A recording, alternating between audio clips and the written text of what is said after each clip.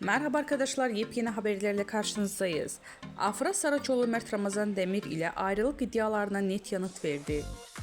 Afra Saraçoğlu Paris Moda Haftası dönüşü Mert Ramazan Demir ile yaşadığı ayrılık iddialarına son noktayı koyarak açıklamalarında bulundu. Ünlü oyuncu Afra Saraçoğlu Paris Moda Haftası'nı döndükten sonra İstanbul Havalimanı'nda gazetecilerin açıklamalarında bulundu.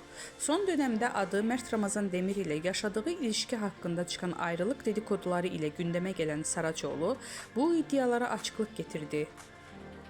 Saraçoğlu yeni projede olan Abi dizisinde başrollerini paylaşacağı Kenan İmirzalıoğlu ile arasındaki yaş farkı hakkında sorulara da yanıt verdi. Genç oyuncu yaş farkının ilişkiye engel olmayacağını vurguladı. Demek sevildi ki bu kadar konuşuldu. Yaş farkının bir problem olacağını düşünmüyorum dedi. Gazetecilerin özel hayatı ile ilgili sorularına da açıklık veren Afra Saraçoğlu, Mert Ramazan Demir ile